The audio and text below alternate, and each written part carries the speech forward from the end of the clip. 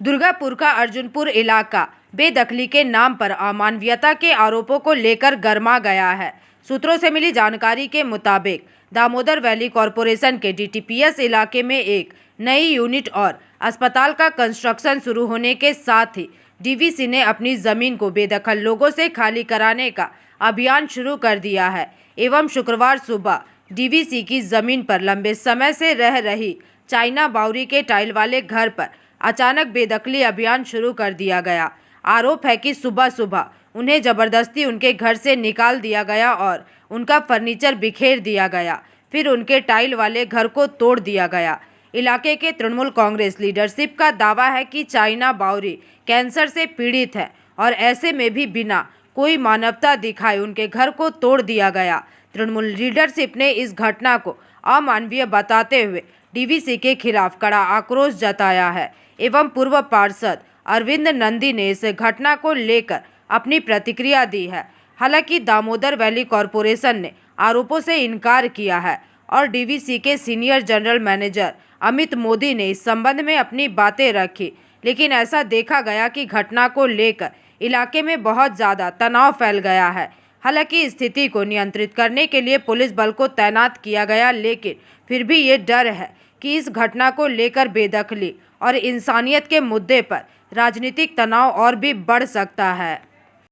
চাইনা বাউরি আমি এখানে 4:30টার সময় ঘুমাচ্ছিল, সবাই ঘুমাচ্ছিল।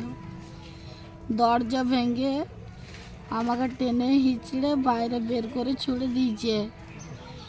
কারা? ওই রাজু বুটের লোক। সিকিউরিটি রাজু বুট। সিকিউরিটি রাজু বুটের লোক। সিকিউরিটি রাজু বুটের লোক। সপোস্টে ছিল মুদি। রাজু বুট কে? মুদি। রাজু বুট কে? রাজু বুট উড়সার কি করে উনি? Contractor incharge. আচ্ছা, পার্টিও করেন? হ্যাঁ, বলছি যে পার্টিকে ডাকবি ডাকো। ও কি পার্টি করে উনি? কি পার্টি করে? তৃণমূল হয়তো। আচ্ছা, তো তারপর এসে কি আর বললো? অঙ্গদপুরের ওই বোম্বা সেনের লোক কন্ট্রাক্টর। হ্যাঁ, কি করলো এসে? এসে আমাকে টেনে হিঁচড়ে বাইরে ছুড়ে দিল। আমার দুই ছেলে, ছোট ছেলে আটকায়, ছোট ছেলের গায়ে হাত দেয়। ছোট ছেলে এখনো পড়ছে, ওর ডকুমেন্ট সব ভিতরে। আমার ভেলুরে প্রেসক্রিপশন। আজকের দিনে ভোরবেলায় অর্থাৎ অন্ধকারের টাইমে একটা অমানবিক ডিভিসির তরফ থেকে ঘটনা ঘটে।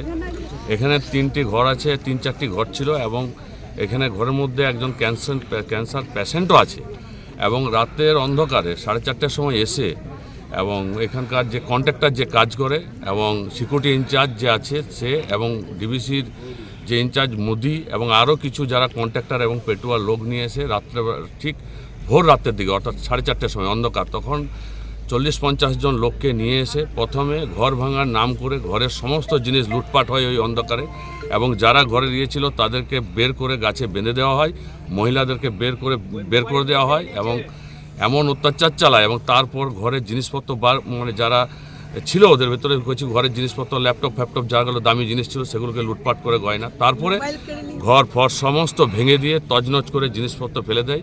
এই শীতের দিনে রাত্রেবেলায় সে আমাদেরকে 3 বাপ্পিটাকে বেঁধে রেখেছে, 50-60 জন লোক, কোনো লেডিস পুলিশ আসে নেই।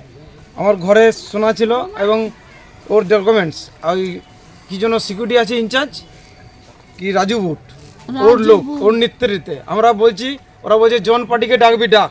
রাজু বুট তো পার্টি করে, কি পার্টি করে আমি জানি না, কিন্তু আমরা বলছি দেখুন আমাদেরকে পাড়া দিকে যেতে দেন। বলছে তোদের জন পার্টিকে ডাকবি ডাক, জন বাবাকে ডাকবি ডাক, এরকম ডাইরেক্ট মুখের সামনে। এবং ওর সঙ্গে অমিত মোদি আছে এবং প্লাস আরও ওই বোম্বা সেনের লোক ছিল, মিনিমাম 50-60 জন লোক। আমরা দুর্গাপুরে ডিভিসির 5 নম্বর ইউনিটের প্রাথমিক কাজ শুরু হয়েছে এবং এলাকার সার্বিক উন্নয়নের স্বার্থে ভারতীয় জনতা পার্টি ডিভিসির এই 5 নম্বর ইউনিটের কাজকে সম্পূর্ণভাবে সমর্থন করে। কিন্তু ডিভিসি ম্যানেজমেন্টের এমন কি বাধ্যবাধকতা হয়ে গেল যে ভোর 4টের সময় একজন মৃত্যু পথযাত্রী মুমূর্ষ ক্যান্সারের মহিলাকে বাড়ি থেকে বের করে তার বাড়িটি ডিসমেন্টাল করতে হলো।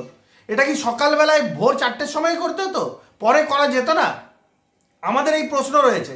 এবং আরেকটা বিষয় রয়েছে, এটা সম্পূর্ণভাবে অনৈতিক এবং একটি অমানবিক কাজ। ভারতীয় জনতা পার্টি এই কাজটিকে সমর্থন করে না। दुर्गापुर से निमाई दास की रिपोर्ट, PVTV न्यूज़।